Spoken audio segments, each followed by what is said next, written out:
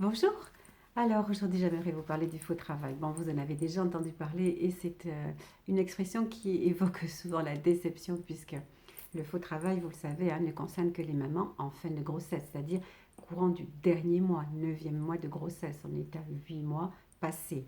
Donc c'est après la 37e semaine d'aménorrhée.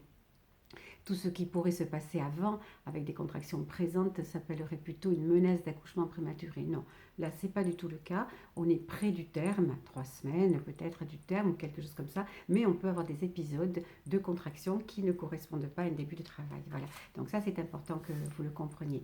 Alors, comment faire la différence entre les fausses contractions, donc le faux travail, et le vrai travail? C'est assez non, c'est relativement difficile. Il faut être bien attentive et bien observer ce que vous éprouvez. Parce qu'elles se ressemblent, les contractions. Il n'y a pas de doute là-dessus. C'est juste dans la durée que les choses vont être différentes. Donc, les contractions peuvent concerner le bas du ventre, exactement comme en début de travail, parce que c'est toujours dans le bas du ventre que cela démarre, puisque c'est là que pour que le col se modifie, il faut que les fibres musculaires soient étirées de chaque côté du col. Donc les sensations sont localisées après de la même façon. La différence entre les vraies et les fausses contractions, c'est que les vraies ont une efficacité au bout d'un certain nombre d'heures, mais les fausses pas du tout. Il n'y a pas de modification du col alors que les contractions sont bien présentes. Les contractions peuvent durer 2, 3 heures, parfois 4 heures, ces fameuses contractions qui correspondent à un faux travail, et en restant à peu près sur le même rythme. Alors moi, ça me gêne toujours de parler de sensations douloureuses, puisque c'est tellement, tellement variable d'une femme à l'autre. On ne peut pas dire que parce qu'on a des contractions sensibles, alors donc douloureuses pour certaines personnes, que ce sont des contractions d'accouchement. Non, non, pas du tout. On ne peut pas se fier à ça. On le sait bien, il y a des femmes qui accouchent avec des contractions, certes, parce qu'on ne peut pas accoucher si on n'a pas de contractions, donc de contractions musculaires, mais qui n'ont pas de sensation. Elle est bien heureuse. Elles ne ressentent pas de douleur, aucune. C'est tout juste si elles sentent le ventre qui durcit parce qu'elles ont la main posée sur le ventre. Donc on ne va pas se fier à ce facteur-là plus ou moins douloureux. À quoi donc on va faire attention? Au fait que on a des contractions, effectivement, elles sont là, présentes, elles semblent même régulières, mais on attend toujours 2 heures à la maison à peu près, s'il n'y a aucun autre signe qui nous inquiète, on attend à peu près 2 heures, on part à la maternité, et effectivement, sur le chemin déjà, et puis en arrivant à la maternité, les contractions ont largement diminué, voire elles ont peut-être disparu.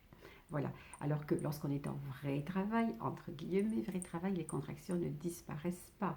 Elles peuvent rester pendant un certain nombre d'heures à peu près au même niveau d'intensité et de fréquence et puis progressivement, elles vont commencer à se rapprocher. Mais ça peut prendre plusieurs heures. Donc ça, c'est un élément important de vérifier.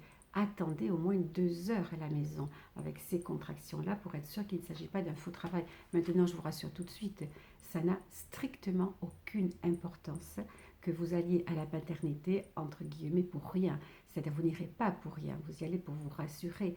Et si en arrivant à la maternité, effectivement, les contractions ont disparu ou sont beaucoup moins importantes qu'elles ne l'étaient avant, eh bien, on va quand même vous prendre en charge, c'est évident. On va faire un monitoring, peut-être, éventuellement, c'est beaucoup plus rare parce que pas vraiment nécessaire une échographie. Et on va constater surtout, ce qui nous intéresse avant tout, on va constater que bébé va bien.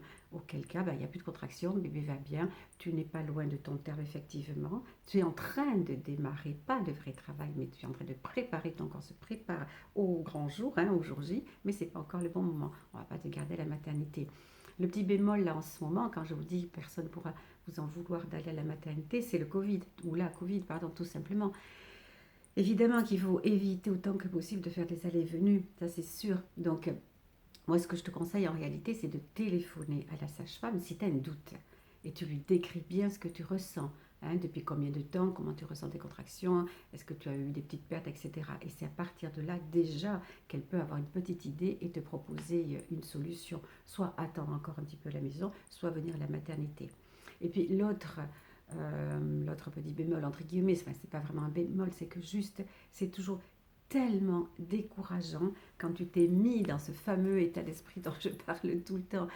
Tu t'es mis en tête, toi, que tu allais accoucher et que tu arrives à la maternité et qu'on te dit, même si on te le dit gentiment, mais non, ma chérie, tu t'es trompée. Mais c'est faux, on ne devrait pas dire tu t'es trompée. Parce que ça, c'est extrêmement négatif comme expression. Tu t'es pas trompé. Toi, tu as ressenti des choses et tu agis en conséquence. Simplement, ça n'est pas le vrai travail. Mais c'est pas un faux. Enfin, moi, j'aime pas ce terme parce que moi, je pense que c'est un travail préparatoire. Simplement, si tu ne t'es pas préparé à l'idée que peut-être c'est pas tout à fait le moment encore, effectivement, tu vas ressentir une grosse déception. Et cette grosse déception peut entraîner une perte de confiance en toi. Et c'est surtout ce qu'il ne faut pas lorsqu'on approche de l'accouchement. Il faut que tu aies une capitale confiance. J'en ai sans arrêt parlé, formidable, pour que tu puisses aller au bout des choses dans la dignité certainement, mais surtout dans la réussite totale. Hein. Réussite, sachant que ça veut dire juste que toi, tu te sens bien dans ta tête. Il n'y a pas de score à obtenir, bien sûr. Voilà. Alors, moi, ce que je vous conseille, parce qu'il arrive quand même qu'il y ait des épisodes comme ça de faux travail qui se répètent un petit peu tous les jours, pendant 2, 3 jours, avec des contractions que tu sens quand même, alors douloureuses ou pas, mais vraiment présentes, tu le sens bien. Et puis ça disparaît un petit moment et puis ça revient.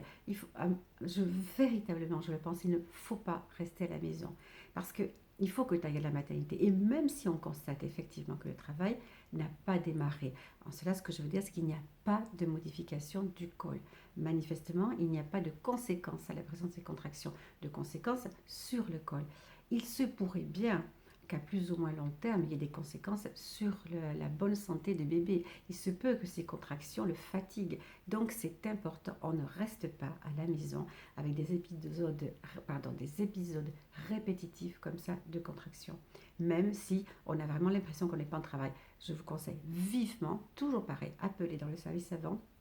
Et très certainement, mes collègues vous diront, allez, viens faire un tour de la maternité, qu'on regarde ce qui se passe, c'est important. Hein, voilà, c'est quelque chose d'essentiel. Il ne faut pas rester à la maison avec de trop nombreux épisodes comme ça de contractions, même si elles sont entre guillemets fausses. Voilà, c'est à peu près ce que je voulais vous dire. Parce qu'en fait, qu'est-ce qui va se passer lorsque vous arrivez à la maternité et que manifestement, tu n'es pas au travail puisqu'on ne voit aucune modification, hein, mais qu'on voit bien qu'il y a des contractions. Et si on te garde, je ne sais pas, plusieurs heures, il se peut qu'on constate effectivement que lorsque tu es arrivé, ben, ça s'était atténué, voire ça avait disparu. Et de 1, 2 heures après ou 3 heures après, hop, les contractions recommencent. Et on voit bien qu'il y a des contractions. Alors il se peut qu'en fonction des résultats du monitoring, peut-être l'échographie que l'on a faite à ce moment-là, et on se dise, ou même un bilan sanguin, ça peut être important aussi, on se dise, ouais, enfin, on est quand même près du terme, on a quand même des contractions relativement nombreuses, il se pourrait effectivement que cela entraîne une fatigue au niveau du bébé, on peut, si on est vraiment proche du terme, on peut décider d'un déclenchement. Et là, ça serait une indication médicale de déclenchement. Hein. Si en plus on voit qu'il y a des petits ralentissements du cœur, absolument pas dramatiques, qui récupèrent très bien, mais voilà, il y a des petits signes d'alerte comme ça, alors on peut décider de faire un déclenchement. Voilà. Voilà, c'est à peu près ce que je voulais vous dire sur le déclenchement.